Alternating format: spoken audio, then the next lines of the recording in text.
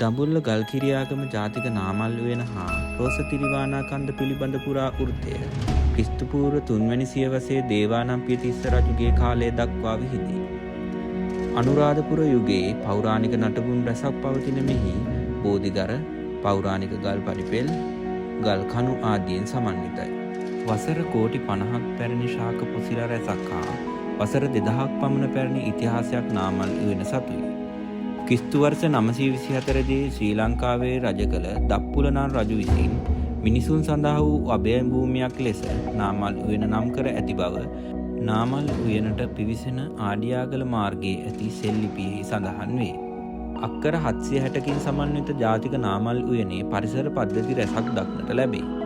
ලංකාවේ එකම ස්ථානයක වැඩිම නාගස් ප්‍රමාණයක් ඇති ස්ථානයද මේ වේ. මෙහි ප්‍රධානම ශාකය නාවන අතර බටුනා, දියනා ආදී විශේෂයන්ද ඇත. ශ්‍රී ලංකාවේ ජාතික උත්සවය ලෙස නම් කර ඇති නාගසට අමතරව නාමල් උයන තුල අල්මිල්ල, කළුවර, මිල්ල ආදී ශාකයන් රැසක්ද දක්නට ලැබේ. අපේ රටට ආවේනික වූ හා ආවේනික නොවූ පක්ෂීන් වර්ග 18ක් ඇති බවත් ඖෂධීය ශාක විශේෂ 72ක් හා කෘමි විශේෂ 75ක් ඇති බවට පරීක්ෂණ මගින් අනාවරණය වී ඇත.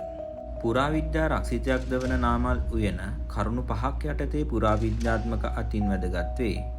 ජාතික නාමල් උයනේ ප්‍රාග්ඓතිහාසික යුගයට අයත් වසර කෝටි 50ක් පරණ පැමිණියයි විශ්වාස කෙරෙන රෝසතිරිවානා නිධියක් පවතී. මෙය දකුණු ආසියාවේ ඇති පැරණිතම හා විශාලතම රෝසතිරිවානා නිධිය ලෙස හැඳින්වේ. තිරිවානා නිධිය තුල ආගනේය නම් පාෂාණ විශේෂයක් ඇති බව පරීක්ෂණ මගින් සනාථ කරගෙන ඇත. පුරාවිද්‍යා ගවේෂකයෙකු වන බන්දු වීරවර්ධන මහතා 2002 ජනවාරි මාසයේදී වසර කෝටි 25ක් පමණ පැරණි ශාක පොසිල ඇති බව ජාතික නාමල් උයන තුල කළ පරීක්ෂණ වලින් තහවුරු කරගෙන ඇත. ඔහුගේ නිගමනයට අනුව මෙහි අක්කර 20ක භූමි භාගයක පොසිල විසර පවතී. පුරාවිද්‍යාත්මක, අධ්‍යාපනික හා පාරිසරික වටිනාකමකින් යුක්ත ජාතික නාමල් උයනේ සුවිශේෂී පස් වර්ග 3ක් ඇති බවද පරීක්ෂණ වලින් තහවුරු වී ඇත. මෙහි අක්කර 250කට පමණ අධික භූමි ප්‍රදේශයක රෝසතිරිවානා නිධිය පැතිරී පවතී. පුරාවිද්‍යා පරීක්ෂණවලදී රෝසතිරිවානා වලින් නිෂ්පාදනය කරන ලද පබුළු මෙහි තිබී හමු වී ඇත. මෝගල් අධිරාජ්‍යයේ පින්වතිය සිංහීම සඳහා ඉදිකළ ටච් මහල් මන්දිරයේ ජනෙල් අලංකාර කිරීමට රෝසතිරිවානා යොදාගෙන ඇති බවට සනාථ වී ඇත.